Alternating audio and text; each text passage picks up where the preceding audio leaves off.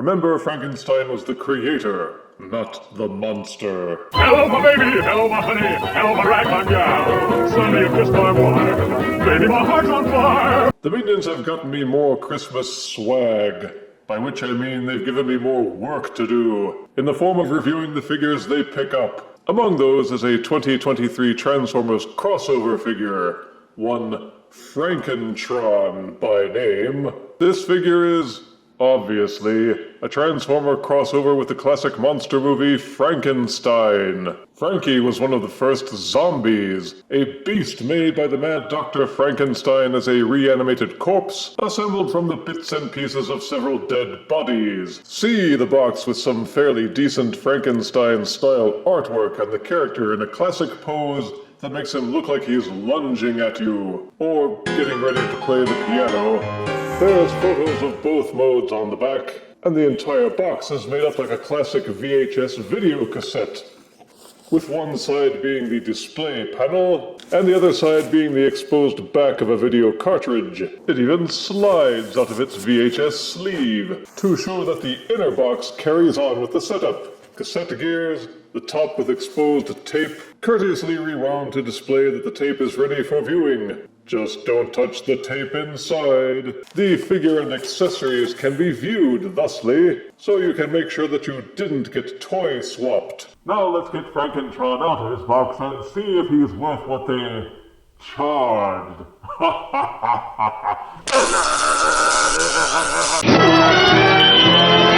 Deluxe Monster Crossover Frankentron comes with an instruction booklet, a silver-painted Tesla cannon, and a Monster Lightning Fire Blast accessory. Monster Crossover Deluxe Frankentron is a remold and repaint of War for Cybertron Siege Deluxe Impactor, a figure which I didn't review because it looked like construction equipment, but didn't combine with other construction vehicles to form Devastator. Boring. So while this figure may be old hat for others, it's brand new to me. It's a tank-like vehicle with two sets of simulated treads on either side, and a turret-like canopy. But while Impactor was done in oranges and yellow, Frankentron sports a charcoal-like color, similar to Frankenstein's ratty jacket and pants, with some parts done in gray, but others are done in a greenish color, to mimic Frankenstein's traditional sickly hues. There's a big, tilted, purple Decepticon badge on either side, so there's no mistaking whose side he's on. He looks and feels solid from every side.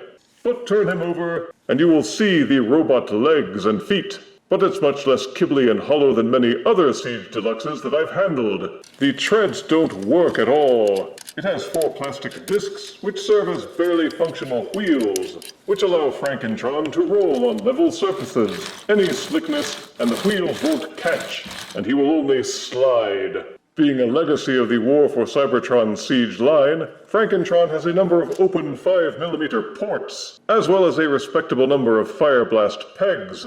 The 2 pegs between the turret in front are meant to house the Tesla cannon, which plugs in using one of the cannon's ports at the back, and gives Frankentron that mad scientist vibe. And you can mount the included lightning blast onto the front for maximum zappage. It feels stiff, but you can rotate the turret left or right. It can be raised and lowered as well, but you have to push some of the other parts out of alignment in order to do so, which somewhat wrecks the aesthetic. Whatever this thing is up on the top, it's another carryover from Impactor's mold. It doesn't raise or lower or rotate. The only thing that you can do is roll it on its side with the transformation hinge, which exposes a 5mm port underneath, as well as the one on the top. And that allows you to plug in additional weapons for more tanky goodness. Like most vehicle-based alt modes, there's not much you can do with it, but the extra paint and sculpting gives it a degree of personality that I think Impactor simply didn't have. And the addition of the Tesla cannon was a zappy good choice. To transform Frankentron to robot mode, first de-accessorize. Back behind the vehicle mode, you'll see these 2 gray parts. they untab and flip outward. Then the rear tread sections rotate, swivel, and invert to cover up the front tread sections. Split the front of the vehicle section apart. That will give you enough leverage to fold the gray sections inward. Flip out the fronts of Frankentron's feet. Then this hinge section here collapses and tabs into place behind the robot pelvis. It's a really tight fit, so brace yourself and push until you hear it click. The robot arms are folded underneath. There's a hinged section here towards the back. Rotate both sides until both arms are folded out. Keep folding the arms until they are tilted up just a little bit. These will nudge these tab sections out of the way, just enough that you can fold the chest portion down until it tabs in just below the waist. Then angle these arm panels down, and they will lock together against it. Rotate the arms down, rotate the elbows, so that the arms will fold in the right direction. The robot hands fold out from inside the forearms. Fold this thingamabob on top until it's completely inverted. That will uncover this panel, which folds backwards, allows you to rotate out the robot head and flip it up, rotate the head so it faces forward, and reclamp shut. The robot mode is where Frankentron really stands apart from the impactor mold on which it was based. Gone is the construction site deco of orange and yellow, replaced with charcoal dark gray, and the metallic green with silver and gray highlights. It makes him look much more monstery, and a lot less shop classy. But it's not just the colors. There's a lot of updated sculpting just for him, including a new Frankenstein-style head with Cro-Magnon-like brow and bolts on either side, and cracks to simulate the scarring and stitching sported by his fleshy Foundation character. They also made him asymmetrical. His left and right sides aren't perfectly mirrored, like with Impactor. The left thigh has silver bands and nuts instead, and the chest plate has one side that looks much more damaged and zombie-ish. Beyond that, the molding and sculpting seems to match Siege Impactor, especially on the arms and on the shins, although the hands were redone, so they imitate Frankenstein reaching out while he lumbers towards you. Then there's the shoulder-mounted whatever this thing is. That hasn't changed except for the colors. The front still doesn't allow you to plug anything in.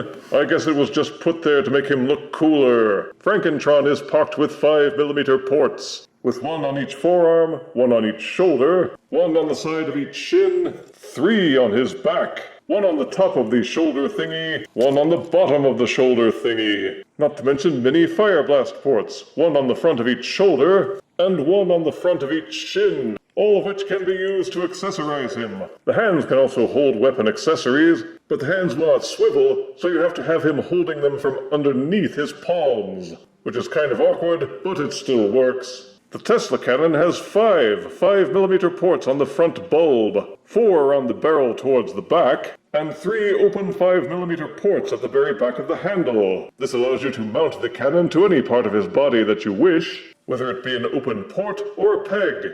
The instructions have you mounting the cannon to this shoulder, with the lightning blast plugged in so that he can run around screaming, "I'm alive! I'm alive!"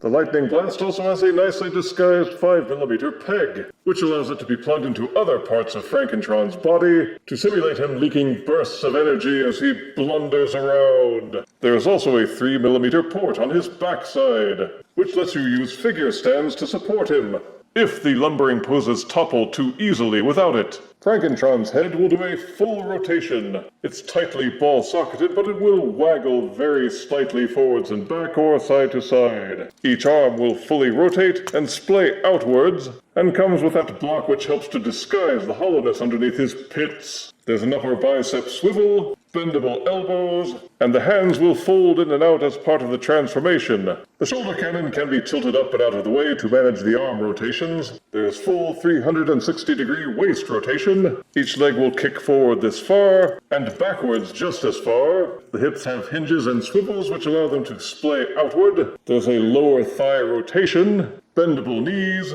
The fronts of the feet will tilt down, and the feet are hinged so they will swivel from side to side for an ankle pivot. So the articulation is good, but it could really have used a forward foot tilt and swiveling hands. You can manage an ab crunch, but the transformation hinge has to be disengaged to do it, and it's really tight, so I don't like putting too much stress on it. Standing at 5 3/4 inches and weighing 3.6 ounces, here is Deluxe Monster Crossover Frankentron next to Legacy Deluxe Skull Grin. Here's Deluxe Monster Crossover Frankentron next to Legacy Leader Class Blitzwing. And here he is next to Transformers Select Voyager Super Megatron. The Frankentron Monster Crossover figure was an easy pass for me at full price, but once it was on sale, that made it appealing. Positives are, it was based on a very solid and relatively popular mold from the Siege line. Then, infused with the personality and charm of Frankenstein's monster, they gave it an appealing color scheme, new sculpting, and a nifty new weapon with an awesome lightning burst. The transformation is easy and effective, both modes feel solid, and it will be a good addition to your tank form or shelf if you have one. Negatives are that there is some hollowness in the robot forearms and shins, the wheels don't work very well, the cannon thing on top will only roll, and the Tesla cannon will come loose from its peg in alt mode if you angle it too much. The Frankenstein thing might not appeal to everyone, and at full price I would say they charge too much just for the fancier packaging and the extra weapon. It loses points for being a shameless cash grab, but I say wait for a sale and get it at the standard deluxe price. I give Monster Crossover 2023 Deluxe Frankentron 6 out of 10 deaths. Fire bad. If you refuse me, honey, you lose me. Then you'll be left alone, oh baby. Tell them all and tell me I'm your own.